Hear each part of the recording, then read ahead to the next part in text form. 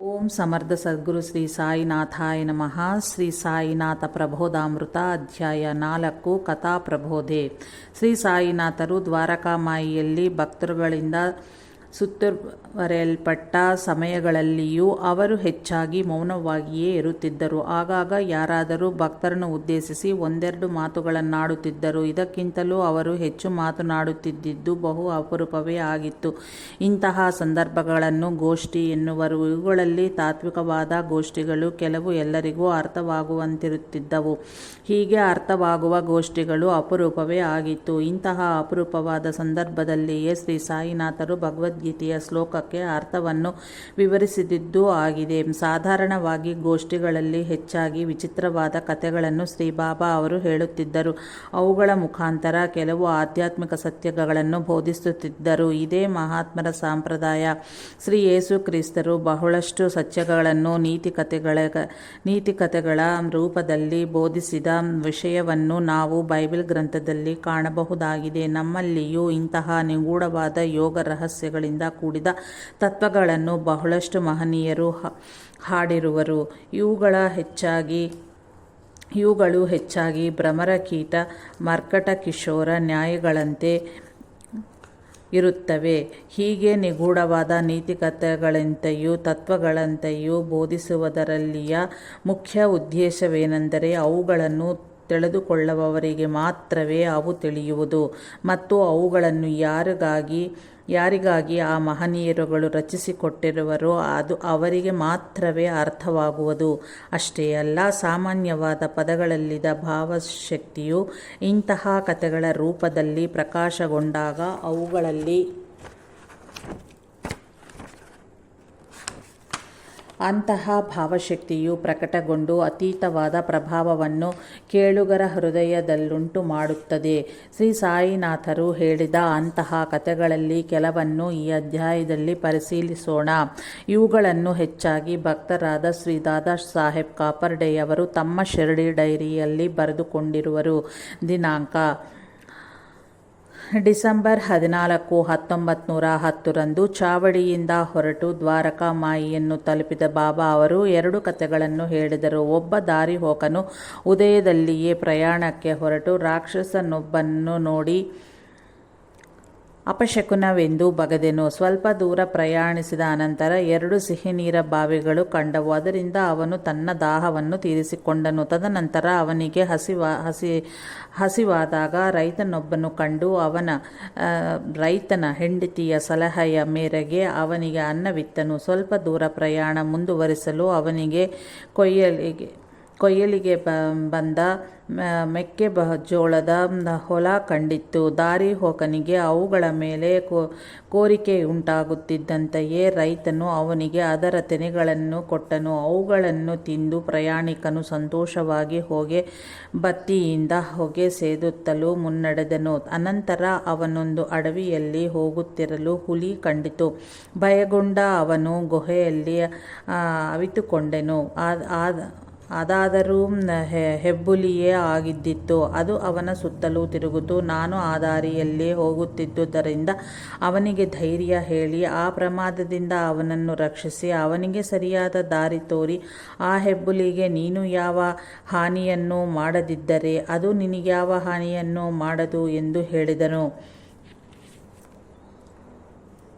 ವಿವರಣೆ: ಈ ಕಥೆಯಲ್ಲಿ ಪರಮಗಮ್ಯ ಸೇರುವವರೆಗೂ ಉಳ್ಳ ಸಾಧಕ ಜೀವನವನ್ನೊಂದು ಪ್ರಯಾಣಕ್ಕೆ ಶ್ರೀ ಸಾಯಿನಾಥರು ಹೋಲಿಸಿರುವರು.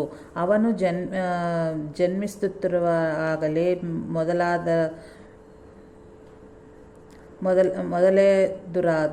ಮೊದಲೆದುರಾದ ರಾಕ್ಷಸನೆಂದರೆ ದುಃಖ. ಲೌಕಿಕ ದೃಷ್ಟಿಯಲ್ಲಿ ಅದು ಅಪಶಕುನವೇ, ಆದರೆ ಸಾಧಕರ ದೃಷ್ಟಿಯಲ್ಲಿದು ಶುಭಶಕುನವೇ ಹೌದು. ಗೌತಮ ಬುದ್ಧನಿಗೆ ಆ ದುಃಖವೇ ಬೋಧಿಸಿತ್ತಲ್ಲವೇ? ಜನ್ಮ ಪಡೆದ ಮರುಕ್ಷಣವೇ ಮಗು ಮೊದಲು ಅಳುತ್ತದೆ. ಆದ್ದರಿಂದ ಅದೇ ಮೊದಲು ಕಾಣಿಸಿದ ರಾಕ್ಷಸ. ನಂತರ ಕಂಡ 2 ಬಾವಿಗಳು ಇಹಪರಗಳು.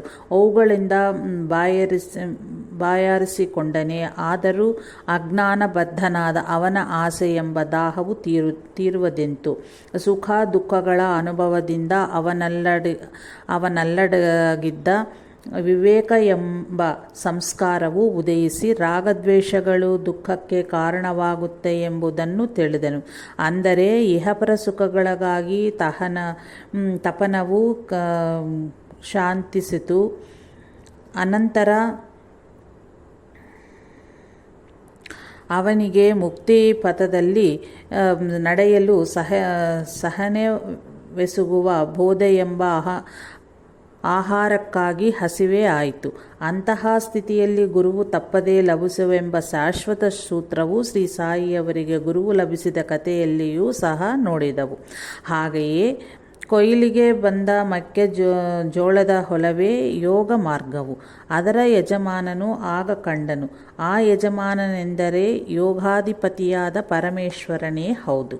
ಯೋಗಾಧಿಪತಿಯಾದ ಪರಮೇಶ್ವರನು ನಿಷ್ಕ್ರಿಯನು, ಯಾವುದನ್ನೂ ನೀಡನು, ನಿರಾಕರಿಸನೂ ಕೂಡ. ಯೋಗಮಾಯೆಯೇ ಆದ ಅವನ ಹೆಂಡತಿಯಾದ ಮಾತೃಮೂರ್ತಿಯ ಸಲಹೆಯ ಮೇರೆಗೆ ಪರಮೇಶ್ವರನು ಆ ದಾರಿಹೋಕನಿಗೆ ಯೋಗ ಮಾರ್ಗವನ್ನು ಉಪದೇಶಿಸಿದನು. ಮೆಕ್ಕೆಜೋಳದ ತೆನೆಯನ್ನು ಅವನಿಗೀಯುವುದೆಂದರೆ ಇದೇ ಆಗಿದೆ.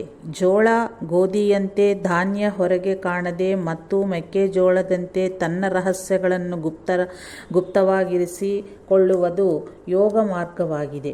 ಅವುಗಳನ್ನು ತಿನ್ನುವುದಂತೆಯೇ ಬೋಧೆಗಾಗಿ ಉಂಟಾದ ಕ್ಷುಧೆಯೂ ತೀರಿತು.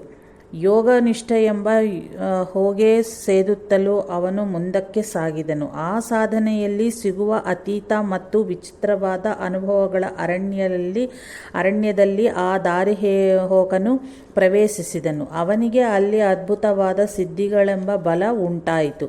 ಆದರೆ ಅದರ ಅನುಷ್ಠಾನ ಮತ್ತು ಬಳಕೆಯಲ್ಲಿ ಸ್ವಲ್ಪ ವ್ಯತ್ಯಾಸವಾದರೂ ಸಾಧಕನ್ನು ನಾಶ ಮಾಡಬಲ್ಲ ಸಿದ್ಧಿ ಎಂಬ ಹೆಬ್ಬುಲಿ ಎದುರಾಯಿತು. ಅವನು ವಿವೇಕಿಯಾದ ಕಾರಣ ಅದಕ್ಕೆ ಹೆದರಿ ಬೇರೆ ದಾರಿ ಕಾಣದೆ ಬುದ್ಧಿ ಎಂಬ ಗುಹೆಯಲ್ಲೇ ಅಡಗಿಡಿಕೊಂಡನು. ಅಂದರೆ ಸಾಧನೆಯಲ್ಲಿ ತಾನು ಪಡೆದ ಯೋಗ ಸ್ಥಿತಿಯಲ್ಲಿ ಸ್ಥಿರಗೊಂಡನು. ಆಗ ಶ್ರೀ ಸಾಯಿನಾಥರು ಆ ದಾರಿಯಲ್ಲಿ ಕ್ರಮಿಸುತ್ತಿರಲು ಆ ಹೆಬ್ಬುಲಿಯ ಗೂಜಿಗೆ ಹೋಗದಿದ್ದಲ್ಲಿ ಅದು ಸಹ ಏನೂ ಮಾಡದೆಂದು ಧೈರ್ಯವಿತ್ತು ಅವನಿಗೆ ಸರಿಯಾದ ದಾರಿಯನ್ನು ತೋರಿದರು. ಎರಡನೆಯ ಕತೆ. ನನಗೆ ನಾಲ್ಕರು ಸಹೋದರಿದ್ದರು. ಅದರೊಬ್ಬನು ಭಿಕ್ಷೆ ಬೇಡಿ ಅನ್ನ, ರೊಟ್ಟಿ ಮತ್ತು ಧಾನ್ಯಗಳನ್ನು ತರುತ್ತಿದ್ದನು. ಅವನ ಹೆಂಡತಿಯು ಅವನ ತಂದೆ ತಾಯಿಯನ್ನು ಮಾತ್ರವೇ ಪೋಷಿಸಿ ಅವನ ಸೋದರನನ್ನು ಉಪವಾಸಗೆಡವಿದಳು. ನಾನೊಂದು ಕಾಂಟ್ರಾಕ್ಟ್ ಕೆಲಸ ಮಾಡಿ ಹಣ ತರುತ್ತಲಿದ್ದೆನು. ಅದುವೇ ಸ್ಥಿತಿವಂತನಾದ ಅಣ್ಣನೊಂದಿಗೆ ಕೂಡಿ ಎಲ್ಲರಿಗೂ ವಿನಿಯೋಗವಾಗುತ್ತಲಿತ್ತು. ಸ್ವಲ್ಪ ಕಾಲಕ್ಕೆ ಅಣ್ಣನಿಗೆ ಕುಷ್ಠವ್ಯಾಧಿ ಉಂಟಾಯಿತು. ಎಲ್ಲರೂ ಅವನಲ್ಲಿ ಅಸಹ್ಯದಿಂದ ತಿರಸ್ಕಾರ ಭಾವನನ್ನು ತಾಳಿದರು. ನಮ್ಮ ತಂದೆಯು ಅವನನ್ನು ಮನೆಯಿಂದ ಹೊರಹಾಕಿದನು. ನಾನು ಮಾತ್ರ ಅವನನ್ನು ಪೋಷಿಸಿ ಅವನ ಅವಶ್ಯಕತೆಗಳನ್ನು ಪೂರೈಸುತ್ತಿದ್ದೆನು. ಅದನಂತರ ಅವನು ಮರಣಿಸಿದನು. ವಿವರಣೆ. ಇಲ್ಲಿ ಅಜ್ಞಾನವೇ ತಂದೆ, ದೇಹವೇ ತಾಯಿ, ಮನಸ್ಸೇ ದೊಡ್ಡ ಮಗನು. ಅವನಿಂದ ಪೋಷಿಸಲ್ಪಟ್ಟ ಅವನ ಹೆಂಡತಿಯೇ ಚಿತ್ತ. ಅವನು ಒಟ್ಟು ಮಾಡುತ್ತಿದ್ದ ಇಂದ್ರಿಯಾನುಭವಗಳೇ ಭಿಕ್ಷೆ. ಅವುಗಳನ್ನು ಅವನು ಹೆಂಡತಿಯು ಈಯುತ್ತಿದ್ದನು. ಹೀಗೆ ವಿಷಯಭರಿತವಾದ ಚಿತ್ತವು ಮನಸ್ಸು, ಅಜ್ಞಾನ ಮತ್ತು ದೇಹವನ್ನು ಮಾತ್ರವೇ ಪೋಷಿಸುತ್ತಲಿದ್ದವು. ಮಲಿನಗೊಂಡ ಚಿತ್ತ ಸಂಸ್ಕಾರದಿಂದ ತುಂಬಿದ ಮನಸ್ಸೇ ಕುಷ್ಠವ್ಯಾಧಿಗೆ ತುತ್ತಾಗುವುದೆಂದರೆ, ಅವನನ್ನು ಮಾತಾಪಿತರು ಹೊರಹಾಕುವುದೆಂದರೆ ಮರಣಾನಂತರ ಮನಸ್ಸೆಂಬ ಲಿಂಗದೇಹವು ಮತ್ತೊಂದು ಆಶ್ರಯಸ್ಥಾನಕ್ಕೆ ಹೋಗುವಂತ ಅರ್ಥ. ಮರುಜನ್ಮದಲ್ಲಿ ಪೂರ್ವ ಪಾಪಗಳ ಅನುಭವಗಳುಂಟಾಗುವ ಮೂಲಕ ಕರ್ಮಕ್ಷಯವಾಗುತ್ತಲೇ ಶುದ್ಧಿ ಉಂಟಾಯಿತು. ಬುದ್ಧಿ ಎಂಬ ಸೋದರನು ದೈವವೆಂಬ ಕಾಂಟ್ರಾಕ್ಟರ್ನ ಬಳಿ ಕೆಲಸ ಮಾಡಿ ತಮ್ಮಂದಿರುಗಳಾದ ವಿವೇಕ, ವೈರಾಗ್ಯ, ಭಕ್ತಿಗಳೆಂಬ ಸೋದರನನ್ನೇ ಅಲ್ಲದೆ ಮನಸ್ಸೆಂಬ ಅಣ್ಣವನ್ನು, ಚಿತ್ತನೆಂಬ ಅತ್ತಿಗೆಯನ್ನು ಕೂಡ ಸೇವಿಸಿದನು. ಕಾಲಕ್ರಮೇಣ ಇಂತಹ ಸಾಧನೆಯು ಹಣ್ಣಾಗಿ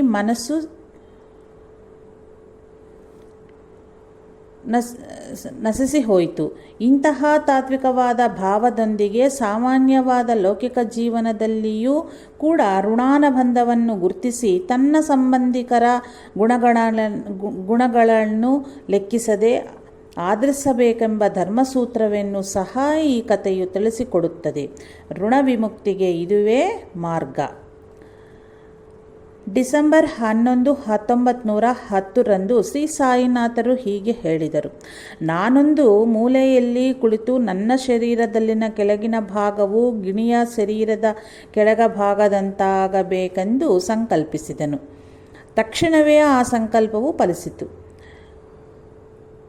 ಆದರೆ ಹಾಗೆ ಮಾಡಿದ್ದರಿಂದ ನಾನು ಕೆಲವು ಲಕ್ಷ ರೋಗಗಳನ್ನು ಕಳೆದುಕೊಂಡನೆಂದು 1 ವರ್ಷದವರೆಗೂ ಗುರುತಿಸಲಾರದಾದೆನು. ಅನಂತರ ಒಂದು ಸ್ತಂಭದ ಮೂಲೆಯಲ್ಲಿ ಕುಳಿತನು. ಆಗೊಂದು ದೊಡ್ಡ ಹಾವು ಅತ್ಯಂತ ಕೋಪಾವಿಷ್ಟವಾಗಿ ಮೇಲೂ ಕೆಳಗೂ ಹಾರುತ್ತಲಿತ್ತು. ಅನಂತರ ನಾನೊಂದು ಸ್ಥಳಕ್ಕೆ ಹೋದೆನು. ಆ ಸ್ಥಳದ ಯಜಮಾನನು ನನಗೆ ಅಲ್ಲೊಂದು ತೋಟ ನಿರ್ಮಿಸಬೇಕೆಂದು, ಅದಕ್ಕೊಂದು ಭದ್ರವಾದ ಕಾಲುದಾರಿಯನ್ನು ನಿರ್ಮಿಸಬೇಕು ಎಂದು ಹೇಳಿ, ಹಾಗೆ ಮಾಡಿದ್ದಲ್ಲಿ ಮಾತ್ರವೇ ನನ್ನನ್ನು ಮುಂದೆ ಸಾಗಲು ಬಿಡುವನೆಂದು ಹಠ ಹಿಡಿದನು. ನಾನು ಅಂತೆಯೇ ಮಾಡಿದೆನು. ವಿವರಣೆ: ಇದೊಂದು ಯೋಗ ಸಾಧಕನ ಕಥೆಯು. ಆದರೆ ಶ್ರೀ ಸಾಯಿಯವರು ಅದನ್ನು ತಮ್ಮ ಕಥೆಯೆಂದೇ ಹೇಳಿರುವರು. ಕೋರಿದ ಮಾತ್ರಕ್ಕೆ ತಮ್ಮ ಶರೀರದ ಕೆಳಭಾಗವು ಗಿಣಿಯ ಶರೀರದ ಕೆಳಭಾಗವಂತ ಆಯಿತು. ಅಂದರೆ ಕೋರಿದ್ದನ್ನು ಸಂಕಲ್ಪ ಮಾತ್ರದಿಂದಲೇ ಪಡೆಯಬಲ್ಲ ಸಿದ್ಧೆಯನ್ನು ಅಣಿಮಾದಿ ಸಿದ್ಧಗಳಲ್ಲಿ ಒಂದನ್ನು ಸಾಧನೆಯ ಮುಖಾಂತರ ಪಡೆದರು. ಆದರೆ ಹಾಗೆ ಮಾಡಿದ್ದರಿಂದ ಬಹುಳಷ್ಟು ಯೋಗಶಕ್ತಿ ನಶಿಸಿದ್ದೆ. ಲಕ್ಷಗಳಷ್ಟು ರೋಗಗಳನ್ನು ನಷ್ಟಪಡಿಸಿಕೊಂಡಾಯಿತು ಅಂತೂ ಅರ್ಥ. ಸ್ತಂಭವೆಂದರೆ ಬೆನ್ನುಹುರಿ. ಅದರ ಮೂಲದಲ್ಲಿ ಕುಳಿತುಕೊಳ್ಳುವುದೆಂದರೆ ಅದರ ಅಧೋಭಾಗದಲ್ലുള്ള ಮೂಲಾಧಾರವೆಂಬ ಯೋಗ ಕೇಂದ್ರದ ಮೇಲೆ ಸಂಯಮದಿಂದ ಸ್ಥಿರಗೊಳ್ಳುವುದೆಂದೇ ಅರ್ಥ. ಆಗ ಕೋಪದಿಂದ ಮೇಲಕ್ಕೆ ಹಾರಿದ ಹಾವೇ ಕುಂಡಲಿನಿ ಶಕ್ತಿ. ಅದು ಸಾಧನೆಯಿಂದ ಜಾಗೃತವಾಗಿ ಸರ್ವದ ಹಾದಿಯು ಸುಷುಮ್ನಾ ನಾಡಿಯನ್ನು ಅನುಸರಿಸಿ ಮೇಲಕ್ಕೂ ಕೆಳಕ್ಕೂ ಸಂಚರಿಸಿತು.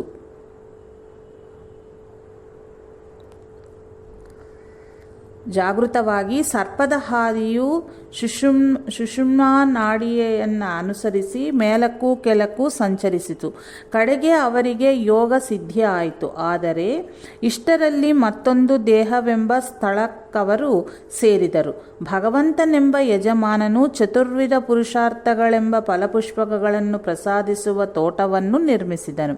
ಅಂದರೆ ಪ್ರಪಂಚಕ್ಕೆಲ್ಲ ಅವುಗಳನ್ನು ಅನುಗ್ರಹಿಸುವ ಸದ್ಗುರುವಾಗಿ ಪ್ರಕಟಗೊಂಡು ಭಕ್ತರಿಗೆ ಭದ್ರವಾಗಿ ದೈವವನ್ನು ಸೇರುವ ಸಾಧನಾ ಮಾರ್ಗವನ್ನು ಏರ್ಪಡಿಸೆಂದು ನಿರ್ಬಂಧ ಹೇರಲು ಶ್ರೀ ಸಾಯಿನಾಥರು ಅಂತೆಯೇ ಮಾಡಿದರು. ದೈವದ ಆದೇಶವಿಲ್ಲದೆ ಪ್ರಪಂಚದ ಮುಂದೆ ಗುರುವೆಂದು ಪ್ರಕಟಗೊಳ್ಳದಿರುವುದೇ ಇಲ್ಲಿ ಗಮನಾರ್ಹವಾಯಿತು.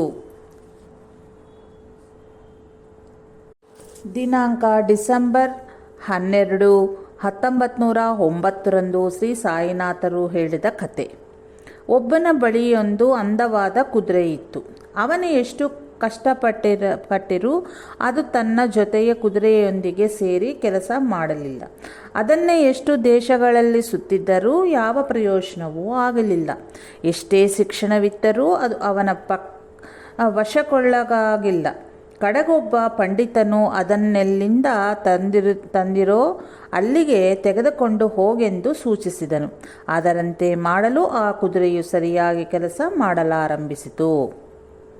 ವಿವರಣೆ: ಇಲ್ಲಿ ಅಂದವಾದ ಕುದುರೆ ಎಂದರೆ ವಾಸನೆಗಳಿಂದ ಕಾಮಾದಿ ವಾಸನೆಗಳು, ಮದೋನ್ಮತ್ತನವಾದ ಮನಸ್ಸಂತರ್ಥ. ಈ ಸಂಕೇತವನ್ನು ಮೊದಲನೆಯ ಅಧ್ಯಾಯದಲ್ಲಿ ವಿವರಿಸಿರುವನು. ಆ ಕುದುರೆಯ ಜೊತೆ ಕುದುರೆ ಎಂದರೆ ಮಂತ್ರವೆಂದು ಹೇಳಬಹುದು. ಯೋಗದ ಪರಿಭಾಷೆಯಲ್ಲಿ ಪ್ರಾಣವೆಂದು ಹೇಳಬಹುದು. ಅದರೊಂದಿಗೆ ಸೇರಿ ಮೊದಲನೆಯ ಕುದುರೆಯ ಕೆಲಸ ಮಾಡದಿರುವುದೆಂದರೆ ನಿರಂತರವಾಗಿ ಮಂತ್ರಜಪದಲ್ಲಿ ಲಯಗೊಳ್ಳದೆ ಪರಿಪರಿಯಾದ ದಾರಿಯಲ್ಲಿ ಒಟಕೀಳುವುದಂತ ಅರ್ಥ. ಇಲ್ಲದಿದ್ದರೆ ಯೋಗದ ಪರಿಭಾಷೆಯಲ್ಲಿ ಶ್ವಾಸಕ್ರಿಯೆಯೊಂದಿಗೆ ಐಕ್ಯಗೊಳ್ಳದಿರುವುದೆಂದು ಹೇಳಬೇಕು. ಎಷ್ಟು ಸಾಧನಾ ಮಾರ್ಗಗಳಿದ್ದರೂ ಅವು ಅದಕ್ಕೆ ಉಪಕರಿಸಲಿಲ್ಲ. ಪಂಡಿತನೊಬ್ಬನು ಅಂದರೆ ಭಗವದ್ಗೀತೆಯಲ್ಲಿ ಹೇಳಿದಂತೆ ಜ್ಞಾನಿ ಹೇಳಿದ ಸೂಚನೆಗೆ ಅರ್ಥವೇನೆಂದರೆ ಮನಸ್ಸನ್ನು ಅದರ ಜನ್ಮಸ್ಥಾನದ ಮೇಲೆ ಕೇಂದ್ರೀಕರಿಸಿದಂಥ ಅರ್ಥ. ಮನಸ್ಸೆಂದರೆ ಯಾವುದು, ಅದು ಎಲ್ಲಿ ಉದಯಿಸುತ್ತಲಿದೆ ಎಂದು ಪರಿಶೀಲನೆ ಮಾಡುವುದೆಂದಾಯಿತು. ಹಾಗೆ ಮಾಡಿದಲ್ಲಿ ಮನಸ್ಸು ಲಯಗೊಳ್ಳುವುದೆಂದು ಭಗವಾನ್ ರಮಣ ಮಹರ್ಷಿಗಳು ಸಹ ಹೇಳಿರುವರು. ಇಂತಹ ಸಾಧನೆಯಲ್ಲಿ ಸ್ಥಿರಗೊಳ್ಳುವುದೇ ಆ ಕುದುರೆಯ ಸರಿಯಾಗಿ ಕೆಲಸ ಮಾಡಲಾರಂಭಿಸಿತು ಎನ್ನುವುದಕ್ಕೆ ಅರ್ಥ. ಮನಸ್ಸು ವಶಗೊಂಡಲ್ಲಿ ಪ್ರಾಣವೂ ವಶಗೊಳ್ಳುವುದು. ಯಾಕಂದರೆ ಮನಸ್ಸು ಮತ್ತು ಪ್ರಾಣಕ್ಕೂ ಮೂಲ ಒಂದೇ ಆಗಿದೆ. ಅಂದರೆ ಉತ್ತಮವಾದ ಅಧಿಕಾರಿಗೆ ಮನಸ್ಸು ಸ್ವಸ್ಥಗೊಳ್ಳುವುದರಿಂದ ಪ್ರಾಣಚಲನೆಯು ತನ್ನಿಂದ ತಾನೇ ಪ್ರಾಣಾಯಾಮಾದಿಗಳ ಅವಶ್ಯಕತೆ ಇಲ್ಲದೆ ಕೆಲವ ಕುಂಭಕವನ್ನು ಹೊಂದುವುದು. ಇಲ್ಲದೆಯೇ ಕೇವಲ ಕುಂಭಕವನ್ನು ಹೊಂದುವುದು. ಆಗ ಅದರ ಯಜಮಾನನ ಕೆಲಸವು ನೆರವೇರುವುದು. ದಿನಾಂಕ ನವೆಂಬರ್ 16, 1910 ಶ್ರೀ ಸಾಯಿನಾಥರು ಹೇಳಿದ ಕತೆ. ನಾನೊಮ್ಮೆ ಫಕೀರನೊಬ್ಬನಲ್ಲಿದ್ದೆ. ಅವನಾದರೂ ಭೋಜನ ಪ್ರಿಯನು. ಒಂದು ದಿನ ನನ್ನನ್ನು ಅವರನ್ನು ಯಾರೋ ಔತಣಕ್ಕೆ ಆಹ್ವಾನವಿತ್ತರು. ನಾವಿಬ್ಬರು ಔತಣಕ್ಕಾಗಿ ಹೊರಡಲನುವಾದಾಗ ಆ ಫಕೀರನ ಹೆಂಡತಿಯು ಕೂಡ ಒಂದನ್ನಿತ್ತು. ಅದರಲ್ಲಿ ರುಚಿಕರವಾದ ತಿಂಡಿಗಳನ್ನು ತಾರೆಂದಳು. ಔತಣದಲ್ಲಿ ಅತಿಯಾಗಿ ಭುಜಿಸುವುದರಿಂದ ಆ ಫಕೀರನು ಭುಕ್ತಾಯಾಸದಿಂದ ಅಲ್ಲಿಯೇ ನಿದ್ರಿಸಿದನು. ನಾನು ಮಾತ್ರ ಆ ತಿಂಡಿಗಳನ್ನು ಬೆನ್ನ ಮೇಲೆ ಹೊತ್ತು ದ್ರವಾಹಾರದಿಂದ ತುಂಬಿದ ಕೊಡವನ್ನು ತಲೆಯ ಮೇಲೆ ಇಟ್ಟುಕೊಂಡು ಫಕೀರನ ಮನೆಗೆ ಹೊರಟನು. ಮಾರ್ಗ ಮಧ್ಯದಲ್ಲಿ ನಾನು ಹಾದಿ ತಪ್ಪಿದ್ದರಿಂದ ಮಾದಿಗರ ಕೆರೆಯಲ್ಲಿ ಸ್ವಲ್ಪ ಹೊತ್ತು ವಿಶ್ರಮಿಸಿದನು. ಅಲ್ಲಿಯ ನಾಯಿಗಳು ಬೊಗಳಲು ಅಲ್ಲಿಂದ ಹೊರಟು ಫಕೀರನ ಮನೆ ಸೇರಿ ಅವೆಲ್ಲವನ್ನೂ ಫಕೀರನ ಹೆಂಡತಿಗೆ ಕೊಟ್ಟೆನು. ಅಷ್ಟು ಹೊತ್ತಿಗೆ ಆ ಫಕೀರನು ಮನೆ ಸೇರಿದ್ದರಿಂದ ಮೂವರು ಕುಳಿತು ಭುಜಿಸಿದೆವು. ನಿಜವಾದ ಫಕೀರರು ಬಹು ಅಪರೂಪ.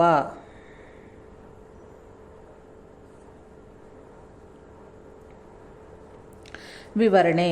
ಎಲ್ಲ ಮತಗಳಲ್ಲಿಯೂ ಸರ್ವಸಂಗ ಪರಿತ್ಯಾಗಿಯಾದ ಸಾಧಕನು ತನ್ನ ಗುರುವು ಕಲಿಸಿದ ಸಾಧನೆಯನ್ನು ಅನುಷ್ಠಾನ ಮಾಡಿಕೊಳ್ಳುತ್ತಾ ಯಾವ ಸ್ಥಳದ ಮೇಲೆಯೂ ಮಮಕಾರ ಬೆಳೆಸಿಕೊಳ್ಳದಂತೆ ಮತ್ತು ಅಲ್ಲಿಯ ಜನರ ಪರಿಚಯ ಬೆಳೆದು ತನ್ನ ಸಾಧನೆ ಮತ್ತು ವೈರಾಗ್ಯ ಭಾವಕ್ಕೆ ಧಕ್ಕೆ ಬರದಿರಲು ದೇಶ ಸಂಚಾರಿಯಾಗಿ ಜೀವಿಸಬೇಕು. ಅದರೊಂದಿಗೆ ಅಹಂಕಾರ ಬರದಿರಲು ವಿವಿಧ ಸಾಧುಗಳಲ್ಲಿ ಕೆಲವು ಕಾಲವಿದ್ದು ಅವರಲ್ಲಿ ಕಲಿಯಬೇಕಾದದ್ದನ್ನು ಕಲಿತುಕೊಳ್ಳುತ್ತಲೂ ತನ್ನ ಶಕ್ತಿಗೆ ವಂಚಿಸದೆ ಅವರನ್ನು ಸೇವಿಸುತ್ತಲಿರಬೇಕು. ತಮ್ಮ ಚರಿತ್ರೆಯಲ್ಲಿನ ಅಂತಹ ಘಟನೆಯನ್ನು ಶ್ರೀ ಸಾಯಿನಾಥರು ಇಲ್ಲಿ ಹೇಳುತ್ತಿರುವರು. ಏನೋ ಇಸ್ಲಾಂ ಮತದಲ್ಲಿ ಅಂತಹ ಸಾಧುವು ಗೃಹಸ್ಥನಾಗಿರಲು ಅಡ್ಡಿಯಿಲ್ಲ. ಹಿಂದೂ ಸಂಪ್ರದಾಯದಲ್ಲಿಯೂ ಕೂಡ ಗೃಹಸ್ಥನು ಭಿಕ್ಷೆಯನ್ನಾಧಾರ ಮಾಡಿಕೊಂಡು 3 ದಿನಗಳಿಗೆ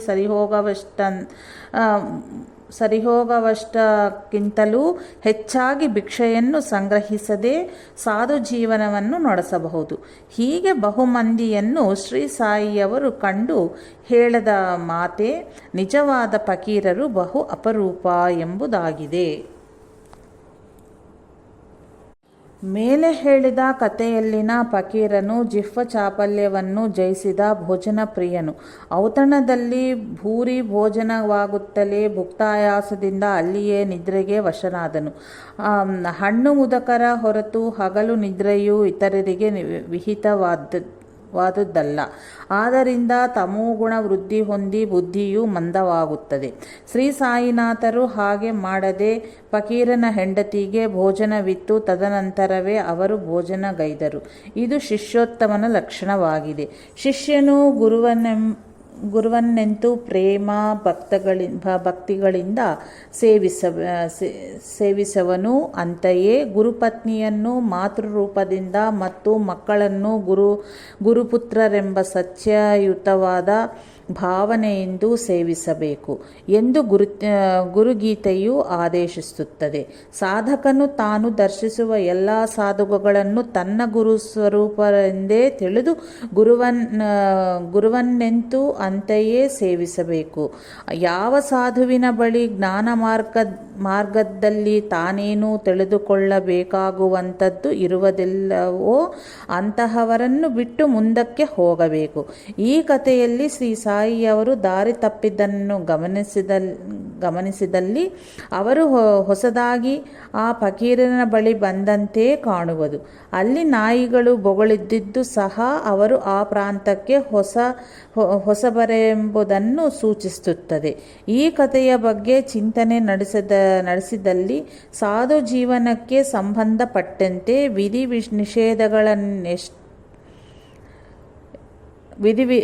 ನಿಷೇಧಗಳನ್ನೆಷ್ಟಿವೆಯಬಹುದು ನಮಗೆ ಚೆನ್ನಾಗಿ ತಿಳಿದು ಬರುತ್ತದೆ.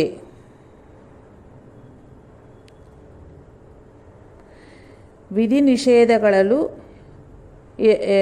ಎಷ್ಟು ಇವೆ ಎಂಬುದು ನಮಗೆ ಚೆನ್ನಾಗಿ ತಿಳಿದು ಬರುತ್ತದೆ. ದಿನಾಂಕ ಡಿಸೆಂಬರ್ 19, 1911 ಶ್ರೀ ಸಾಯಿ ಹೇಳಿದ ಕತೆ. ಶ್ರೀಮಂತನೊಬ್ಬನಿಗೆ 5 ಜನ ಗಂಡು ಮಕ್ಕಳು ಮತ್ತು 1 ಹೆಣ್ಣು ಮಗಳು ಇದ್ದರು. ಆಸ್ತಿಯನ್ನು ಅವನು ಮಕ್ಕಳು ಹಂಚಿಕೊಂಡರು. ದೊಡ್ಡವರಾದ 4 ಗಂಡು ಮಕ್ಕಳು ತಮ್ಮ ಪಾಲಿನದನ್ನು ಸ್ವಾಧೀನಪಡಿಸಿಕೊಂಡರು. 5ನೆಯ ಮಗ ಮತ್ತು ಹೆಣ್ಣು ಮಗಳು ತಮ್ಮ ಪಾಲಿನ ಆಸ್ತಿಯನ್ನು ಸ್ವಾಧೀನಪಡಿಸಿಕೊಳ್ಳಲಾಗದೆ ಹಸಿವಿನಿಂದ ಸುತ್ತುತ್ತಾ ಕಡೆಗೆ ಶ್ರೀ ಸಾಯಿನಾಥರನ್ನು ಆಶ್ರಯಿಸಿದರು. ಅವರ ಬಳಿ 6 ಬಂಡಿಗಳು ತುಂಬವಷ್ಟು ಆಭರಣಗಳಿದ್ದವು. ಅವುಗಳಲ್ಲಿ 2 ಬಂಡಿಗಳಷ್ಟು ಆಭರಣಗಳನ್ನು ಕಳ್ಳರು ಕದ್ದೊಯ್ದರು. ಮಿಕ್ಕ 4 ಬಂಡಿಗಳಷ್ಟು ಆಭರಣಗಳು ಹಳದ ಮರದ ಕೆಳಗೆ ಉಳಿದು ಹೋದವು. ವಿವರಣೆ. ಇಲ್ಲಿ ತಂದೆಯೇ ಜೀವ, 5 ಜ್ಞಾನೇಂದ್ರಿಯಗಳು ಗಂಡು ಮಕ್ಕಳು, ಮನಸ್ಸೇ ಹೆಣ್ಣು ಮಗಳು. ಇವಳು ಆಧಾರವೆಂಬುದೊಂದಿಲ್ಲದೆ ಜೀವಿಸಲಾರಳು. 5ನೆಯ ಮಗನು ಜ್ಞಾನೇಂದ್ರಿಯ ಅಥವಾ ಶ್ವಾಸ. ಮಿಕ್ಕ 4 ಜ್ಞಾನೇಂದ್ರಿಯಗಳು ಅವುಗಳ ಪಾಲಿನ ಇಂದ್ರಿಯಾರ್ಥಗಳು ಆಶ್ರಯಿಸುವುದೇ.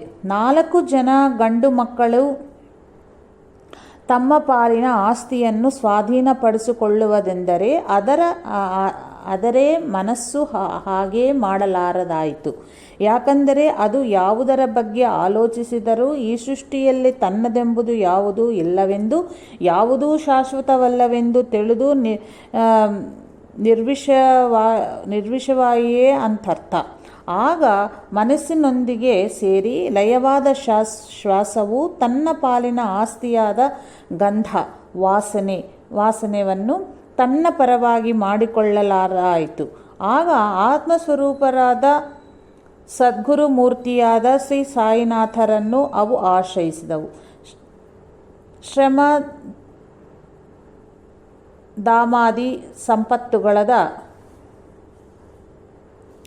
ಸಂಪತ್ತುಗಳಾದ ಸಾಧನಾ ಷಟ್ಕಗಳೆಂಬ 6 ಬಂಡಿಗಳಷ್ಟು ಆಭರಣಗಳು ಅವರ ಬಳಿ ಇದ್ದವು.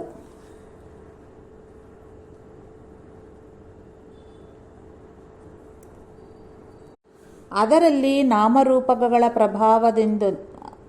ಪ್ರಭಾವದಿಂದ ಅನಿಸಿದ ವಿಷಯ ಚಿಂತನೆಗಳೆಂಬ ಕಳ್ಳರು.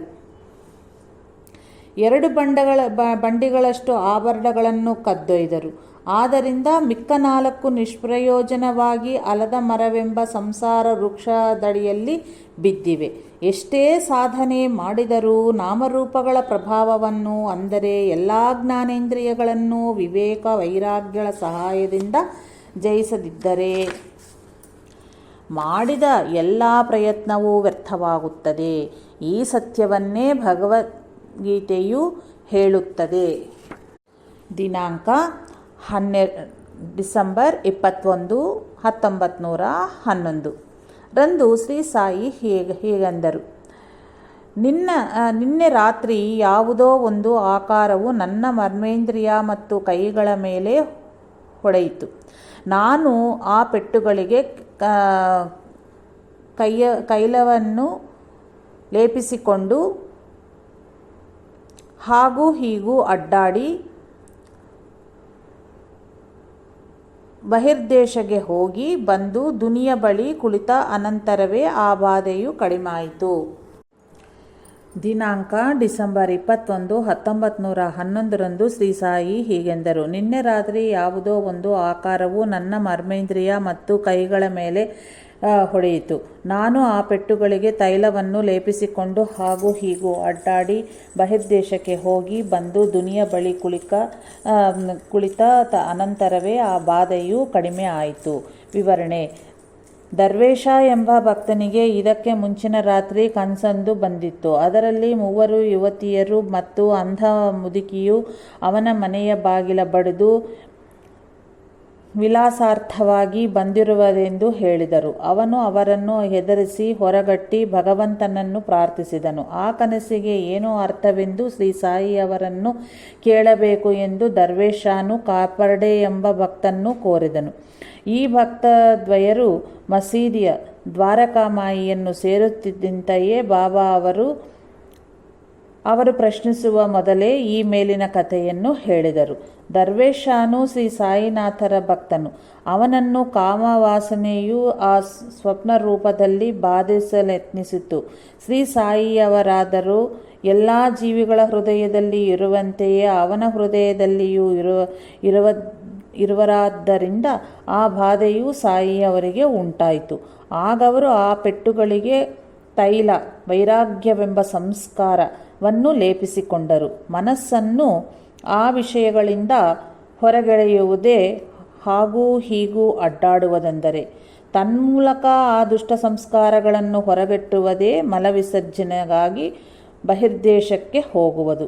ಅನಂತರ ಭಗವದ್ಧ್ಯಾನವೆಂಬ ದುನಿಯ ಮುಂದೆ ಕುಳಿತುಕೊಳ್ಳದಿದ್ದಂತೆಯೇ ಆ ಬಾಧೆಯು ನಿವಾರಣೆ ಆಯಿತು. ಅಂದರೆ ಭಕ್ತರ ಹೃದಯವು ವಿಕಾರಗೊಳ್ಳಾದರೆ ಅವರ ಹೃದಯವಾಸಿಯಾದ ಸದ್ಗುರುವಿಗೆ ಬಾಧೆ ಉಂಟಾಗುತ್ತದೆ. ವಿವೇಕ ವೈರಾಗ್ಯಗಳ ಸಹಾಯದಿಂದ ಅವರ ಮನಸ್ಸನ್ನು ಇಂದ್ರಿಯಗಳನ್ನು ನಿಗ್ರಹಿಸಿಕೊಂಡಾಗಲೇ ನಿಜವಾಗಿಯೂ ಆ ಭಕ್ತನ ಹೃದಯದಲ್ಲಿನ ಗುರುವೇ ಶ್ರೀ ಸಾಯಿ ಮಾಡಿದ್ದನ್ನು ಮಾಡಿದಂತಾಯಿತು. ದರ್ವೇಶನು ಆ ಕಾಮವಾಸನೆಗೆ ವಶವಾಗದಲ್ಲಿ ಶ್ರೀ ಸಾಯಿಯವರು ತಮ್ಮನ್ನು ಯಾರೋ ಹೊರಗೆಟ್ಟದರೆಂದರೆ ಹೇಳುತ್ತಿದ್ದರು. ಈ ಘಟನೆಯಿಂದ ಭಕ್ತರ ಹೃದಯವು ವಿಕಾರಗೊಳ್ಳಗಾದಲ್ಲಿ ಸದ್ಗುರುವು ಎಷ್ಟು ಬಾಧೆಯುಂಟಾಗುವುದೆಂದು ತಿಳಿಯುತ್ತದೆ. ಇದನ್ನು ಗುರುತಿಸಿ ಭಕ್ತರು ಸರಿಯಾಗಿ ಪ್ರವರ್ತಿಸಬೇಕು. ಒಂದು ಬಾರಿ ಸದ್ಗುರುನಾಶ್ರಯಿಸಿದ ಅನಂತರ ಭಕ್ತನು ಅವರನ್ನು ತ್ಯಜಿಸಿದರೂ ಅವನ ಹೃದಯದಲ್ಲಿ ಅವರು ಗುರುಗಳು ನಿತ್ಯವೂ ಈ ವಿಧವಾಗಿ ತಿರಸ್ಕರಿಸಲ್ಪಡುತ್ತಲೂ ಬಾಧೆಗೊಳಗಾಗುತ್ತಲೂ ಇರುವರೇ ಹೊರತು ಅಂತಹ ಭಕ್ತನನ್ನು ತ್ಯಜಿಸರು. ತಾಯಿ ತನ್ನ ಮಕ್ಕಳನ್ನೆಂತೂ ಅಗಳಾಳಲೇಲೋ ಅಂತೆಯೇ ಹೌದು. ಈ ಸತ್ಯವನ್ನು ತಿಳಿಸಲೋಸ್ಕರವೇ ಶ್ರೀ ಸಾಯಿಯವರು ಈ ಮಸೀದಿ ತಾಯಿ ಎಂದು ತಮ್ಮ ಬಗ್ಗೆಯೇ ಪರೋಕ್ಷವಾಗಿ ಹೇಳುತ್ತಿದ್ದರು. ಈ ಎಲ್ಲ ಕಾರಣಗಳಿಂದ ಗುರುವನ್ನು ತ್ಯಜಿಸುವುದೆಂದರೆ ಹೀನಾತಿಹೀನವೆಂದು ತಿಳಿಯುತ್ತದೆ. ಈ ಸೃಷ್ಟಿಯಲ್ಲಿಯೇ ನಮ್ಮಗಳಿಂದ ನಮ್ಮ ಶ್ರೇಯಸ್ಸು ಬಿಟ್ಟರೆ ಬೇರಾವುದನ್ನೂ ಬಯಸದ ಪರಮ ಪ್ರೇಮಪೂರಿತ ಕರುಣಾಮೂರ್ತಿಯನ್ನು ತ್ಯಾಗ ಮಾಡುವವನಿಗೆ ಶ್ರೇಯಸ್ಸಾಗಲಿ ಪ್ರೇಮವಾಗಲಿ ಹೇಗೆ ತಾನೇ ಲಭಿಸುವವು. ಸ್ವಯಂ ಪ್ರೇರಣೆಯಿಂದ ಒಮ್ಮೆ ಇಂತಹ ಗುರುವನ್ನು ಹೃದಯ ಮಂದಿರದಳು ಆಹ್ವಾನಿಸಿದ ನಂತರ ಮತ್ತೆ ಅವರನ್ನು ತಿರಸ್ಕರಿಸುವುದು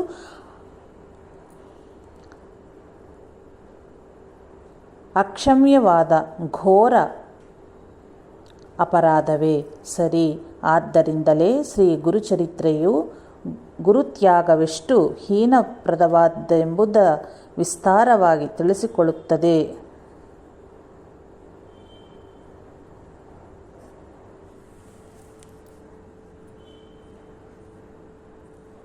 ಭಕ್ತರಲ್ಲದವರ ಹೃದಯದಲ್ಲಿಯೂ ಸಹ ಆ ಗುರು ಪರಮಾತ್ಮನೇ ಇರುವನು. ಅವರು ದುಷ್ಕರ್ಮವನ್ನು ಆಚರಿಸಿದಾಗ ಮತ್ತು ವಿಕಾರಗಳಿಗೊಳಗಾದಾಗ ಆ ಗುರು ಪರಮಾತ್ಮನು ಕ್ಷೋಭಗೊಳಗಾಗುವನು. ತತ್ಫಲವಾಗಿ ಅಂತಹ ಕರ್ಮವು ಅವರನ್ನು ದಂಡಿಸುತ್ತದೆ. ಅದನ್ನು ತಿಳಿದು ಸದಾಚಾರವನ್ನು ಪಾಲಿಸುವವನೇ ಭಕ್ತನು. ಆದ್ದರಿಂದ ಧರ್ಮಾಚರಣೆಯೇ ಎಲ್ಲರ ಆದ್ಯ ಕರ್ತವ್ಯ.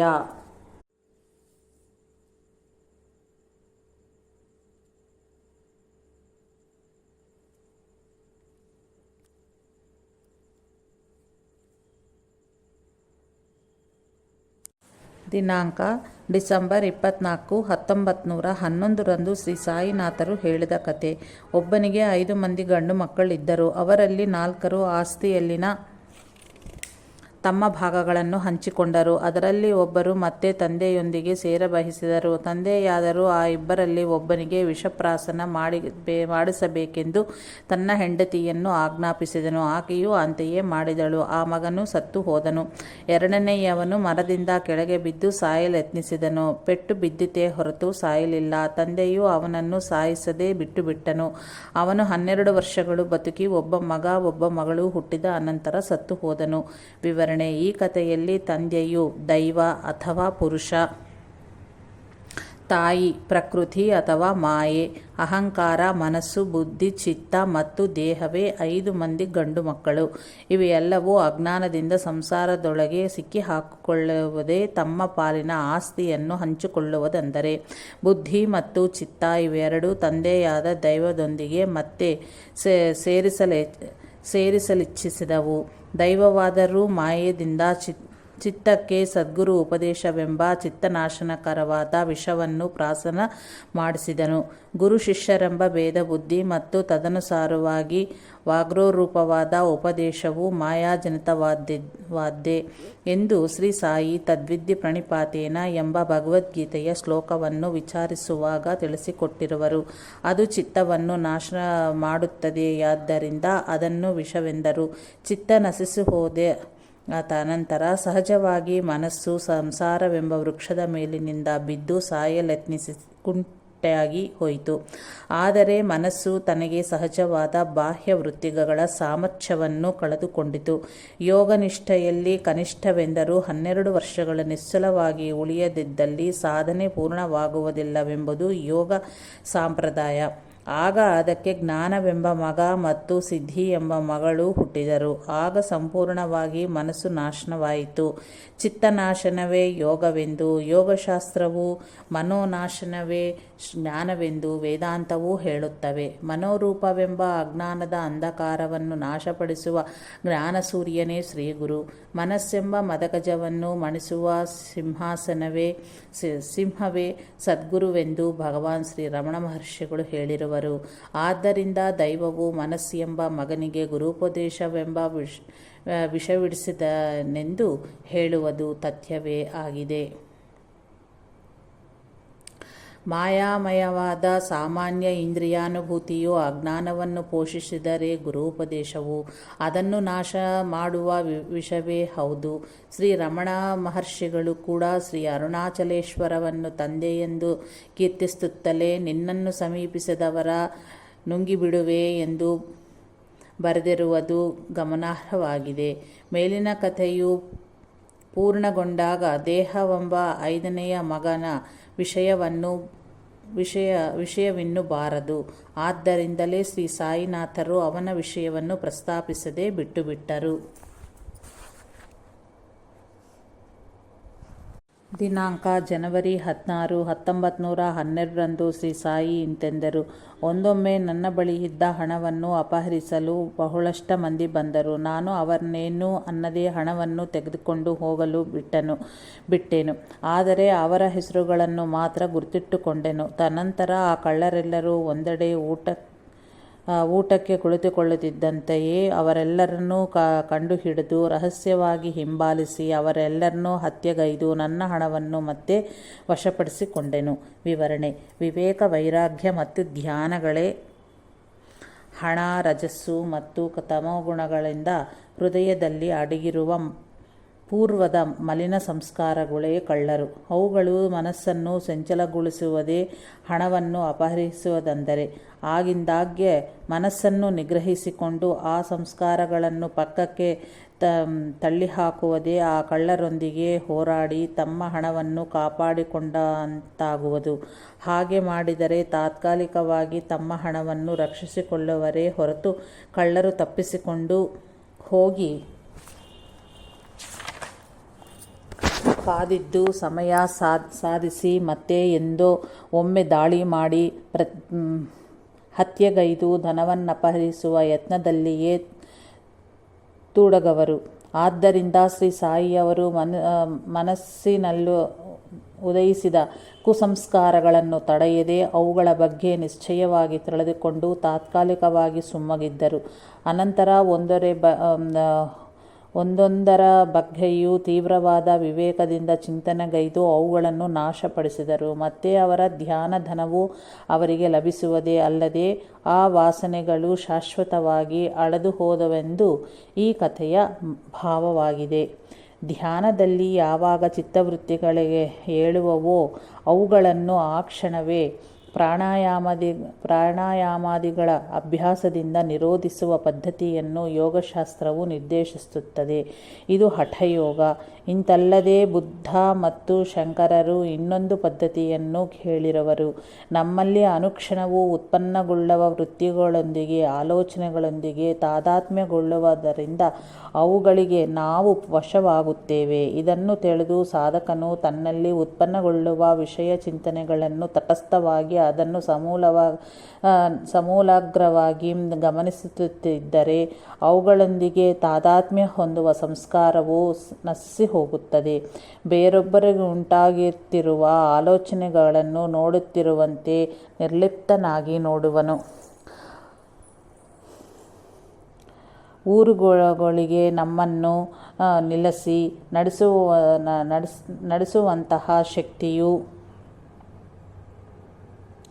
ನಾವು ಅದನ್ನು ಹಿಡಿದುಕೊಳ್ಳುವುದರಿಂದಲೇ ಉಂಟಾಗುವಂತೆ ವಿಷಯಗಳೇ ನಾವು ಅದರೊಂದಿಗೆ ತಾದಾತ್ಮ್ಯ ಹೊಂದುವುದರಿಂದಲೇ ಬಲ ಉಂಟಾಗುತ್ತದೆ. ಆದ್ದರಿಂದ ಕ್ರಮೇಣ ನಮ್ಮ ಆಲೋಚನೆಗಳು ನಮ್ಮ ಮೇಲೆ ಯಾವ ರೀತಿಯಲ್ಲಿ ಯಾವ ಪ್ರಭಾವ ಬೀರಲಾಗದು. ಅಂತ್ಯವಾಗಿ ಆಲೋಚನೆಗಳು ಉಪಶಮನಗೊಂಡು ಚಿತ್ತವು ಶಾಂತಗೊಳ್ಳುವುದು. ಪೂರ್ವಜನ್ಮ ಸಂಸ್ಕಾರಗಳಿಂದ ಆಗಾಗ ರಾಗ ದ್ವೇಷಾದಿ ದ್ವಂದ್ವಗಳಿಂದ ಉಂಟಾಗುವ ಭಾವಗಳು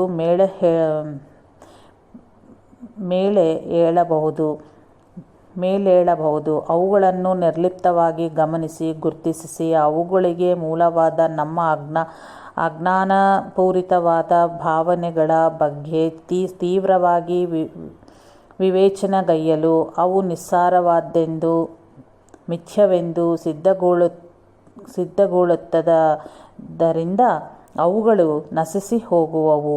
ಶ್ರೀ ಸಾಯಿಯವರು ಆಚರಿಸಿದೆನೆಂದು ಹೇಳಿದ ವಿಧಾನವೂ ಇದೇ ಆಗಿದೆ. ಆಗ ತನ್ನಿಂದ ತಾನೇ ಧನವು ಅವರ ವಶಗೊಂಡು ಕಳ್ಳರು ನಾಶನಾದರು. ಅದೇ ದಿನ ಶ್ರೀ ಸಾಯಿನಾಥರು ಮತ್ತೊಂದು ಕಥೆಯನ್ನು ಹೇಳಿದರು. ಮುಸ್ಲಿಂ ಫಕೀರರು ಸೇರುವ ತಾಕಿಯಾದಲ್ಲಿ ಒಬ್ಬ ಅಂಧನು ವಾಸಿಸುತ್ತಿದ್ದನು. ದೂತನೊಬ್ಬನು ಆ ಅಂಧನ ಹೆಂಡತಿಯ ತನ್ನವಳನಾಗಿಸಿಕೊಂಡು ಅನಂತರ ಅವನನ್ನು ಕೊಂದೆನು. ಚಾವಡಿಯಲ್ಲಿ 400 ಮಂದಿ ಸೇರಿ ವಿಚಾರಣೆ ನಡೆಸಿ ಆ ದೂತನಿಗೆ ಮರ್ಮಾಂಗಚ್ಛೇದನ ಮಾಡಬೇಕು ಎಂದು ತೀರ್ಪಿತ್ತರು. ಆ ಶಿಕ್ಷೆಯನ್ನು ಜಾರಿಗೊಳಿಸುವವನು ಅಂತೆಯೇ ಮಾಡಿದನು. ಆದರೆ ಆ ಕೆಲಸವನ್ನು ಕೇವಲ ತನ್ನ ಧರ್ಮವೆಂದೇ ಸಗದೆ ಅವನಲ್ಲಿ ತನಗಿದ್ದ ಕೋಪದಿಂದ ನಿರ್ವಹಿಸಿದನು.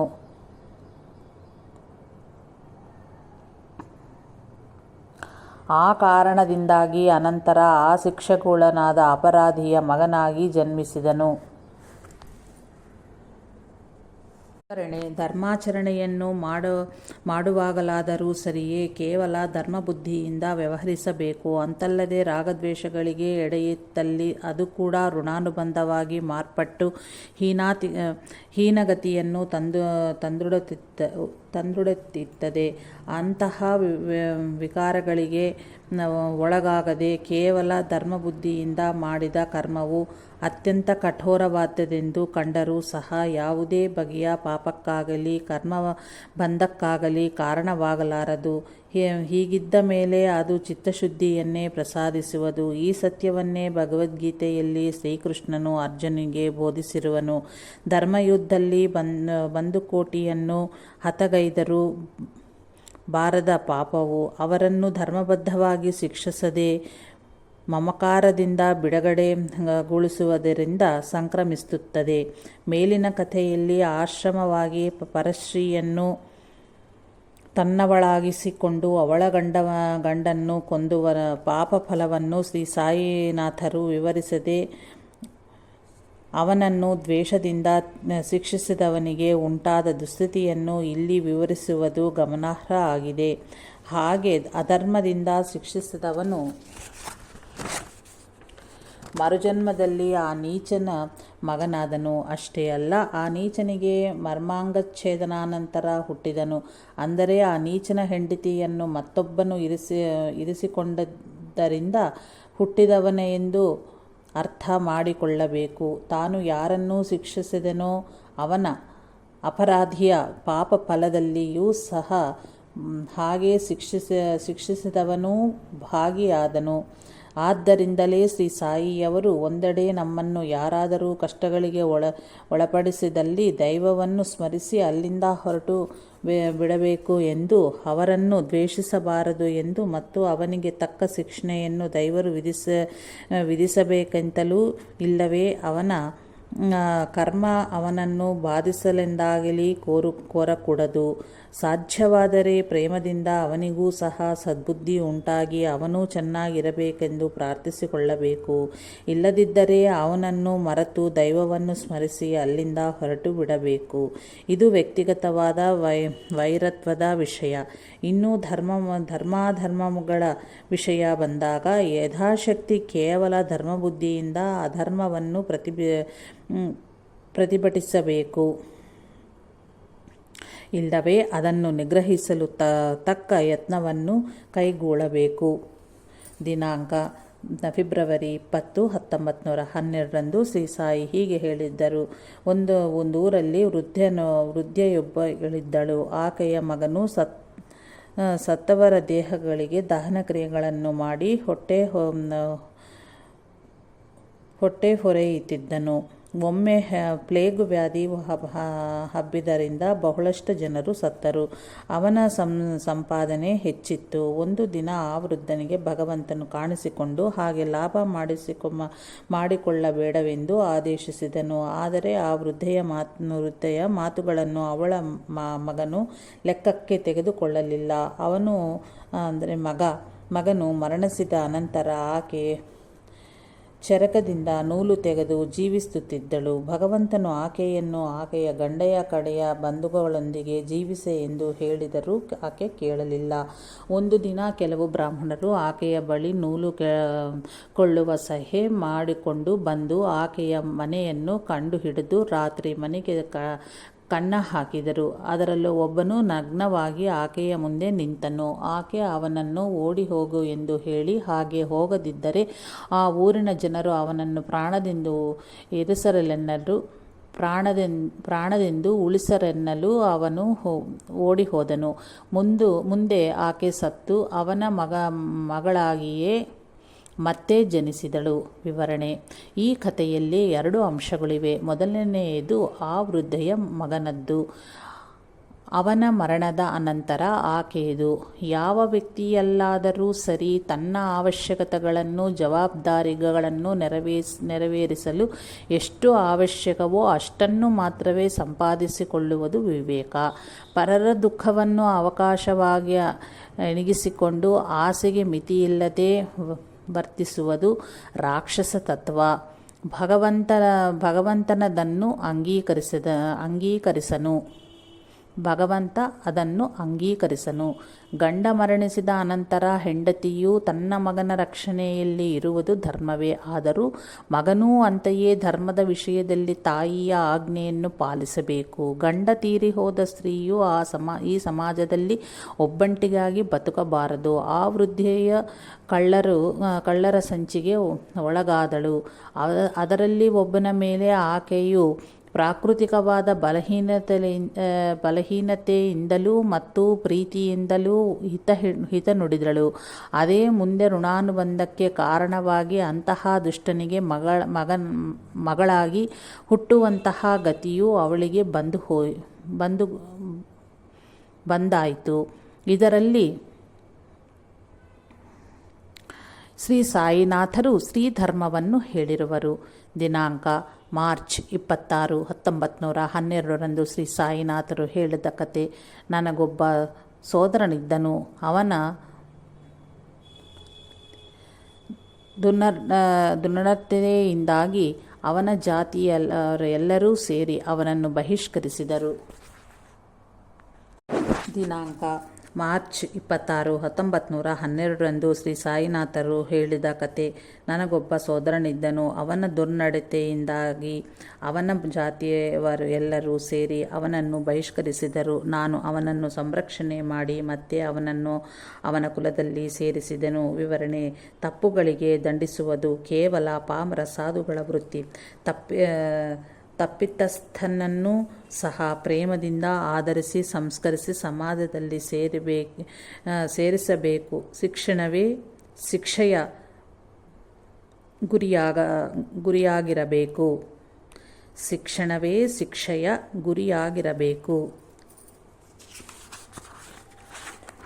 ದಿನಾಂಕ ಜನವರಿ 20, 1913 ಶ್ರೀ ಸಾಯಿಯವರು ಹೇಳಿದ ಕತೆ. ನನಗೊಂದು ಒಳ್ಳೆಯ ಬಾವಿ ಇತ್ತು. ಅದರಲ್ಲಿಯ ನೀರು ಆಕಾಶದಂತೆ ಸ್ವಚ್ಛವಾದ ನೀಲಿ ಬಣ್ಣದಂತೆ ಕೂಡಿ ಶುಭ್ರವಾಗಿಯೂ ಇತ್ತು.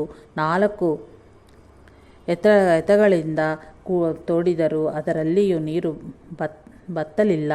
ಆ ನೀರಿನಿಂದ ಬೆಳೆದ ಹಣ್ಣುಗಳು ಅತ್ಯಂತ ಸುಂದರವಾಗಿಯೂ ರುಚಿಯಾಗಿಯೂ ಇದ್ದವು.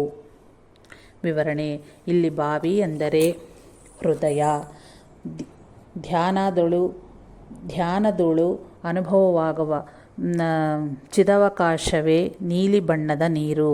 ಧರ್ಮ, ಅರ್ಥ, ಕಾಮ, ಮೋಕ್ಷಗಳೆಂಬ 4 ಪುರುಷಾರ್ಥಗಳೇ 4 ಎತ್ತುಗಳು.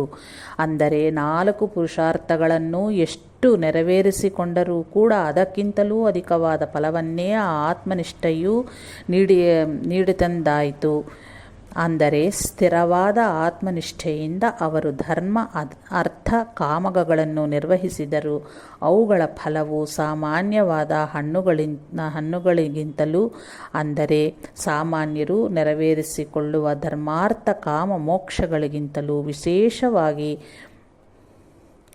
ವಿಶೇಷವಾಗಿ ಎಂದಾಯಿತು. ಮೋಕ್ಷವೆಂಬ ಎತ್ತದಿಂದ ನೀರು ಸೇದುವುದೆಂದರೆ ಏನು? ಜ್ಞಾನ ಅಥವಾ ಮೋಕ್ಷವೆಂಬುದು ಅಂತ್ಯವಿಲ್ಲದ ಶಾಶ್ವತವಾದ ಸ್ಥಿತಿಯೆಂದು ಗುರುತಿಸಬೇಕು. ಆ ನೀರಿನಿಂದ ಬೆಳೆದ ಮೋಕ್ಷ ಫಲವೂ ಸಹ ವಿಶೇಷವಾಗಿತ್ತೆಂದು ಅದರ ಭಾವ. ತನ್ನ ಮುಕ್ತಿಗಾಗಿ ಮಾಡಿದ ಸಾಧನೆಯ ಫಲಕ್ಕಿಂತಲೂ ಸರ್ವಜೀವಗಳ ದುಃಖ ನಿವಾರಣೆಗೆ ಮಾಡಿದ ಸಾಧನೆಯ ಫಲವೇ ಶ್ರೇಷ್ಠವೆಂದು ಬುದ್ಧದೇವನು ಹೇಳಿದ್ದು ಇಲ್ಲಿ ಗಮನಾರ್ಹ ಆಗಿದೆ. ಆದರೆ ಅಂತಹುದು ಆತ್ಮನಿಷ್ಠೆಯನ್ನು ಬಿಡದೆ ಧರ್ಮಾರ್ಥ ಕಾಮಗಳನ್ನು ನೆರವೇರಿಸಬಲ್ಲವನಿಗೆ ಸಾಧ್ಯವಾಗುತ್ತದೆ. ಶ್ರೀ ಸಾಯಿನಾಥಾರ್ಪಣಮಸ್ತು. ಶುಭಂ ಭವತ್ತು. ಜೈ ಸಾಯಿ ಮಾಸ್ಟರ್.